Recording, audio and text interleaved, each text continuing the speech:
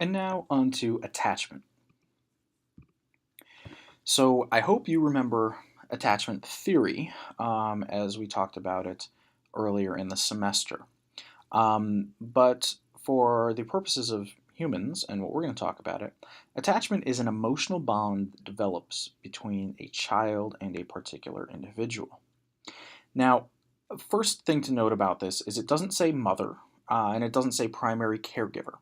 It could be anyone. And in fact, later in life, people will talk about attachment between one person and any number of other people. But typically, when people talk about attachment, they mean this kind of a bulby early life attachment. Additionally, I am eliminating the positive definition in here. Your book said it is a positive emotional bond, and it doesn't necessarily have to be positive. So when children have a strong attachment, they feel pleasure when they're with a person, and they are comforted in distress. And they'll also be sad when they leave. So hopefully by now you remember that we talked about this in the ethology and evolution lecture earlier in the semester. And really, early attachment research looked to the animal kingdom. Konrad Lorenz is the guy we talked about a lot earlier in the semester. He found that newborn goslings would follow basically whatever object moved after birth. And this led to him talking about imprinting, that there is this period of time that is sensitive after birth where people will bond with their parents. And he said that this behavior is critical because it takes place in this critical period. And people took it maybe a little bit too far in saying and suggesting that this is there for humans as well. No one says it's to the same extent, but some people think it is at least still there. And he suggested that attachment was based on biologically determined factors, which is less controversial. Now, Freud, on the other hand, said that it grew out of a mother's ability to satisfy oral needs. So, the role of a mother in life is actually fairly complex according to all of our theoretical perspectives, and something for you to think about. But also, just to highlight, this is one of the reasons this work with Lorenz is one of the reasons that people think that the skin to skin is so important early in life, following right after birth. I mean, even I knowing that it doesn't really mean that much. When my both of my daughters were born, they asked if I wanted to do skin to skin with them as well. I just ripped my shirt off and was like, "Give me the baby." So it feels really good. It's fun to be close to your newborn. So even if it doesn't mean the entire world, it still is thoroughly enjoyable. Harry Harlow was the next person to talk about, and his infant monkey study that you can see on the right side of this screen involved taking a young newborn monkey and putting them in a cage with two substitute mothers. And the two mothers, one had a soft coating on the outside, and the other had a nipple to a bottle where the monkey would get its sustenance. What the experiment was is they dropped the monkey in and see what they did. The question was, is it that having the bodily contact, the warmth is important, or is it the sustenance? And it turned out that in these monkeys, they would hang out with the cloth mother unless they needed some kind of sustenance, then they'd go over to the wire mother.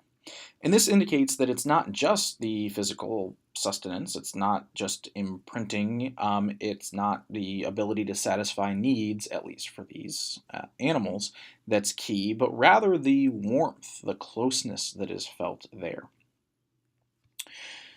Well, John Bowlby came along and expanded this, and he said that attachment in humans was based on an infant's need for safety and security, and that we are genetically determined to to have this occur in order to avoid predators and to live more safely.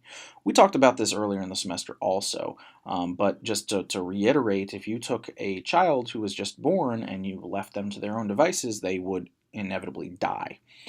So it is a good thing for the survival of humans in order to, in order to keep the species going, to have us want to be around children and have children want to be around us. So as children develop, they learn safety is best provided not by a bunch of people, but by one person who you can connect to. And this leads to a special relationship in his mind to one person, and that is typically the mother. He suggested that this relationship was qualitatively different than anyone else, including the father. And he thought that mother would be a provider and a home base, and that when children got a little bit more independent, that knowing that mother was a home base, they would roam a little further away, knowing she would be there to help them. Kind of like my dog, when we go on walks and let her off the leash, from time to time she'll just turn around and look and make sure we're there, and we'll say, "You're okay," and then she'll just go on her way, just checking in with parents. Well, Mary Ainsworth comes along, and she expanded this into an experimental paradigm, where she focused on the role of a parent as a secure base for exploration. And the thought here is that children would return from time to time to their base, their mother or caretaker, for emotional refueling. Now, this experimental paradigm, called the strange situation, is one of the biggest things in developmental psychology, and you definitely should know it. It lasts about 22 or so minutes, and it assesses children's patterns of attachment to their mothers. Originally, it was just mothers. She grew out of the kind of Bowlby tradition, but it has been applied to fathers as well. And there are 8 steps we are going to talk about here. Step number 1. The mother and the baby enter an unfamiliar room. They enter this room, usually it's a university laboratory. Step 1, they enter. Step 2, mom sits down and lets the baby explore the area. Step 3, an adult stranger enters, usually the experimenter. They'll converse with the mother and then the baby, just to try to get them a little bit more comfortable. Then step 4, the mother will exit the room, leaving the baby with a stranger. Step 5, the mother returns and greets and comforts the baby, who oftentimes is crying, and the stranger will leave. Then stage 6, the mother leaves, leaving the baby alone. Step 7, the stranger returns. And stage 8, the mother returns and the stranger leaves. So you can see in this strange situation that it's set up to have a child be put in an unfamiliar area to see how they will react. To see how they'll react not with the kind of creature comforts of home, but purposely in this different type of place. And it's set up so that there are these different combinations where the mother's in the room when the stranger comes, the mother's not in the room when the stranger comes, the mother leaves with the stranger, etc., etc. And there are several things that are measured, and usually this is videotaped, this whole thing. The amount of exploration the child does throughout the experiment is categorized. Do they play with new toys? The child's reactions to their caregiver leaving. The stranger anxiety, basically when the baby is alone with the stranger, what happens? And then the child's behavior when it is reunited with their caregiver. All of these things are thought to be very important. So this table 6.1 that I believe is in your book, it also gives you an overview, and we'll just kind of walk through it. You can see that there are 4 different types of attachment, and it tells you what happens at each one of them. So the first kind that we're going to talk about is secure attachment. And secure attachment occurs in 2/3 of children in at least in North America. And securely attached children use mothers as their home base. And I'm using mother here, it's primary caregiver, but just go with it. They seem relatively at ease as long as the mother is present. They will explore independently, likely try out the new toys, but return occasionally. When the mother leaves, they are upset, and when she comes back, they will immediately go for her and seek out contact. And hopefully, you can see how this is in this chart. Secure attached, they want to be around their primary caregiver. They are wanting to maintain contact with their caregiver, especially if they're distressed. They do not try to avoid proximity with the caregiver, and they do not resist proximity, or I'm sorry, resist contact with the primary caregiver. And some of those don't really make sense right now, but they will as we go through the rest of them. So, secure attachment. Next up is avoidant attachment. This is in about 20% of children. These are children who do not seek to be close to their mother. After mom leaves, they don't particularly care, and when they return, they actively try to avoid her. This is why it's called avoidant, and that's also why we have this entire column here. It's the only one where they are high in avoiding proximity with the caregiver. Ambivalent attachment is 10 to 15%. They have this combination of positive and negative reactions with their mothers. Initially, they are so close, they can't really even explore. They are just attached at the hip to their mom. And even if mom tries to get away or push them away, they won't like it. But when they leave, when mom leaves, there's great distress. And when mom returns, they're somewhat ambivalent, meaning that they do positive and negative things. They might try to get close and give hugs, but also push her away and bite and kick her or whatever. It's like this good and bad thing where they seem very upset with mom that she left, but also happy she's back. And then the last category is the disorganized, disoriented. It's 5 to 10%. And this was originally not part of Ainsworth's theory, excuse me. And this is where there's this inconsistent behavior across the board, and they seem kind of confused. They might run to mother when she returns, but not look at her. They might seem calm in one moment and then kind of go crazy in the other moments. And it is thought to be the least secure of all of the attachment types because at least even in the other ones, avoidant and ambivalent, while you might not like them, at least it seems like there is some kind of mental model they have for their primary caregiver.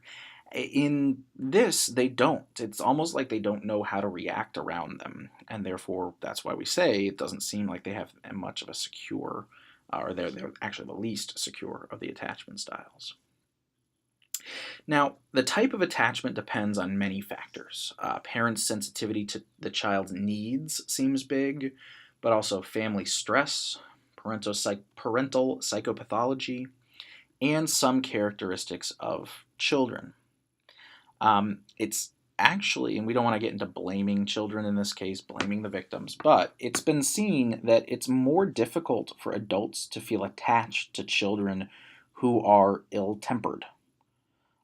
Or with characteristics that make them less responsive to parents.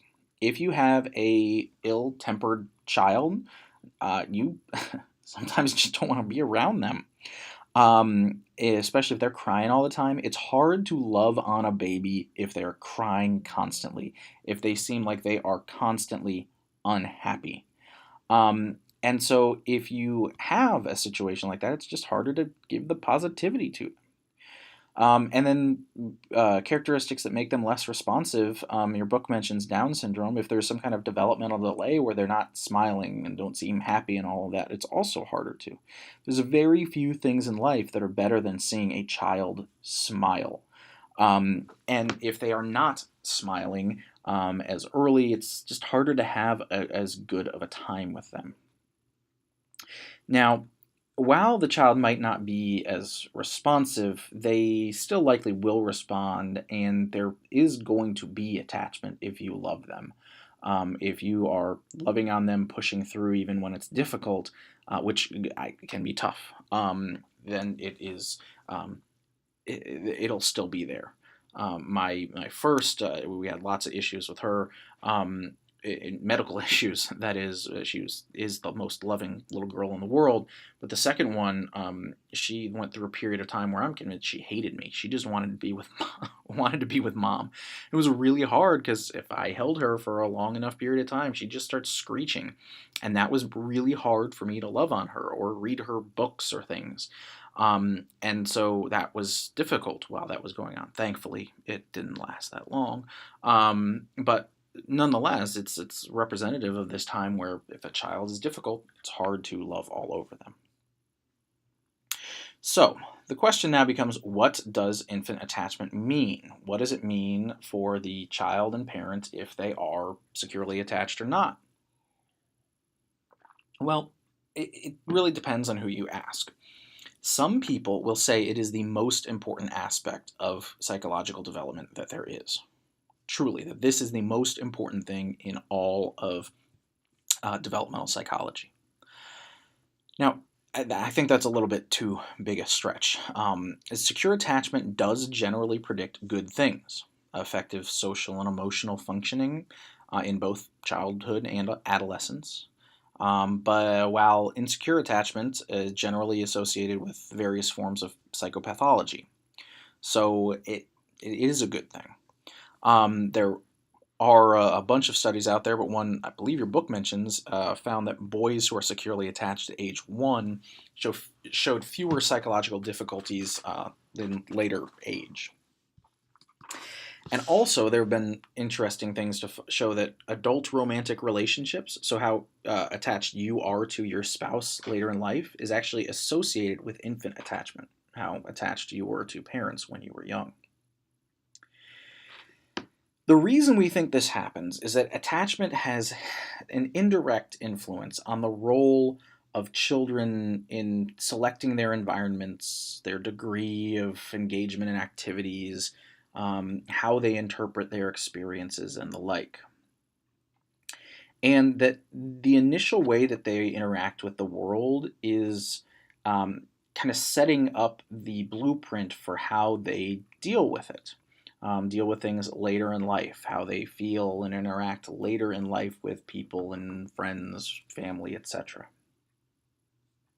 So one question comes up that is, even if parents do things right, quote unquote, some children won't be securely attached. That's just a fact. So the question is, why does this occur? From an evolutionary perspective, it might be advantageous for children to adapt to their parents' parenting style and their environment more generally, meaning that infants can themselves increase the chances of survival if they can adapt. So if parents are very attentive and invested in their children, they can explore more freely. And if they're not, then avoidant attachment could actually be more adaptive, meaning that clinging to a parent when parents are not very reliable might not actually be a good way to elicit the needed resources that are available. So if they're avoided, they might be more likely to go to a different adult and look for something. And I don't know about you, but I remember kids who were more likely to come over to other friends and families' houses to try to get food as opposed to staying at their own. And that wasn't even because they were neglected or something. It was just kind of how they were. They were kind of childhood drifters. So let's talk about moms and attachment for a little bit. We're going to talk about moms and then dads, and then contrast both.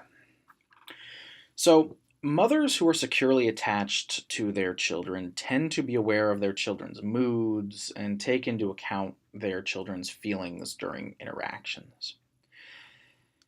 They also tend to provide food on demand and are warm and affectionate towards their children. But even more than responding to children, is that they seem to provide the appropriate level of responsiveness. It's been seen that overly responsive mothers actually are just as likely to have insecurely attached children as under responsive children. So if you're a mother who every time your child starts to cry a little bit, you drop everything you're doing and you rush over there and you give your child whatever they possibly need in order to make them stop crying, that's actually not a good thing. It can actually be just as bad for their attachment as if you are under responsive to them, which is something that I think, especially in this day and age, people need to realize. What people really look for is interactional synchrony, meaning that parents respond to infants appropriately. They match what they need. So if a child is happy and you are equally happy, that's good. It shows a shared experience, shared emotionality, that you understand them, they understand you. Whereas if you are sad and they are smiling, or vice versa, it can kind of show that there's not that kind of synchrony. So, how do people do this? How do parents, and generally speaking, many people learn from their own mothers. Typically, mothers respond to infants in the way they were responded to. And you might say, well, that seems weird. How would you know that your mother responded 20 or 30 years ago when you can't even remember how your mother responded to you? Well, we think largely because if you parent in a certain way when your child is an infant, you're probably going to parent in similar ways when they are older. If you're warm and synchronous when they are young, you're probably going to stay that way when they're older. So it seems to be that this is a general type of parenting that's not specific to infancy alone. And again, children can have a role. If children do not provide the appropriate signs, if they are sad but they don't frown, how can a mother react? If they display anger and fear easily, then you can understand what they're feeling, but if they don't, it can be hard. So it's not all on the mother here. And let's talk about fathers. Now, there's really not a whole lot on fathers. Early attachment theory said basically nothing about fathers. So there are two reasons according to the book. Now, the first is simply that Bowlby said there was something unique about mothers and children. And I'd argue it's not just Bowlby, but it's Freud and Erikson and a ton of people said basically that fathers are much less important than mothers. They thought, in evolutionary terms, that mothers were uniquely equipped to biologically support their children, but it's not just the evolutionary perspective. And the second reason the book gives is work on attachment was influenced by the traditional views at the time, meaning that mothers were the primary caregivers, more so than today. So in the 50s, 60s, it was much more likely that mothers stayed home. It still is more likely, but it's not sure for sure. I would add in a third reason for why it's difficult to have work on fathers. It's actually hard to get fathers to participate in research, period. In a study I did while getting my PhD at Virginia Tech, we had 365 parent-child dyads come into the lab. And we did it on weekends and nights also, in order to get people to come. And fathers rarely participated. We actually had almost as many grandparents come in with their children or with their grandchildren as we did fathers come in with their children. And this can in part be because men are still more likely to work than our mothers. So if a father comes, or if anybody goes home right after work, oftentimes you don't want to do anything, much less come to a 3-hour-long research study at a university. But it also seems there's a little bit more of a stigma for men to be being around psychologists than others, and can have a bit of an issue that way. But then also the gender roles in that women are, quote, supposed to, and, quote, know how to be parents and mothers. And so it might be easier for them because they're more confident in themselves to go to an experiment, whereas if fathers don't, then it's harder. But nonetheless, it's really hard to get fathers to participate. One of my friends tried to do his master's degree looking at fathers, and he had to change his project because he couldn't get people to participate. So how has this changed over time? Well, societal norms change. Fathers have taken much more active roles in child rearing these days. But second, in research, there's been some work that have shown that some infants have their primary relationships are with fathers, especially in single parent situations. And then the third is that research has found that fathers' warmth, support, and concern are all important for children's development. People with poor relations with their fathers are actually more likely to use substances and more likely to be depressed than if they have issues with their mothers. So it seems like societal norms changing. They've found some research with fathers as primary caregivers, and that research just shows that even if they're not the primary caregiver, they're still important. So, what are some of the differences between mothers and fathers practically, though? Because a lot of people say that that parenting roles are there just as a result of socialization. Well, children are more likely to want to be soothed by their mother than their father. This could be because mothers spend more time feeding and directly nurturing them. Fathers are much more likely to spend time playing with their children, especially in rough play or in sports. Women are more likely to play traditional games like peekaboo, whereas dad is more likely to try to roll a ball or throw the ball or whatever. But this happens in families where fathers are the primary caregiver, actually, meaning that fathers, even in places where fathers are the stay-at-home dad or whatever, mothers are still more likely to have this maternal caregiving style to them. And also, this happens cross-culturally as well. This difference between moms and dads happens cross-culturally. So it's not simply the result of sexism in the United States. I mean, this is all over the place. And we have a kind of a unique situation where, in this case, the evolutionary argument would support the more conservative, at least politically conservative parenting view, where the evolutionarily and theoretically it might make sense that mothers are mothers and primary caregivers, primarily because they can give milk, and would support the notion that especially early on there's this mother-child bond that is different than fathers, but that kind of flies in the face of a more kind of liberal political viewpoint. But that also is something we don't need to get into here. So let's talk about issues with this research. First of all, it's based on traditional families. That's not a bad thing, but it just is a limitation. Research will change as people are adapting now, and oftentimes you get questions about same-sex families. Truthfully, we just don't know. We don't know if it's good, bad, different, whatever, because as developmental psychologists talk about this all the time.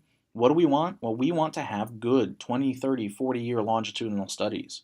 And we won't have them for 20, 30, 40 years, especially because same-sex marriage is just legalized across the country. And even if we did look at people who have had same-sex parents in past years, they probably were the children of those parents in a time that is different than it's going to be in 20 or 30 or 40 years.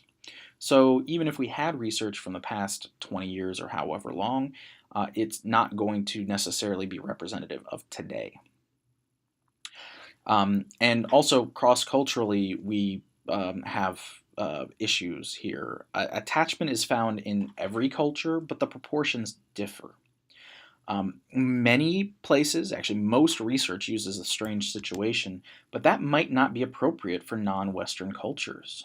Especially in the tribes where where children literally never leave their mother's side. How much sense does it make to take the child and make them leave their mother in a culture where that doesn't exist? So, in order to compensate for this, some people say that attachment should just be thought of as a general tendency, because some cultures don't value independence as much as others and therefore might not have the same kind of proportions that we have. So, while this is a brief overview, it hopefully will provide a basis for you to understand the link between some of the evolutionary stuff we talked about at the beginning of the semester, different theories that we talked about, and then later in the semester we're going to talk about parenting, especially, and how this plays a role. Hopefully, as I said, can kind of serve to bridge the gap between these somewhat disparate issues.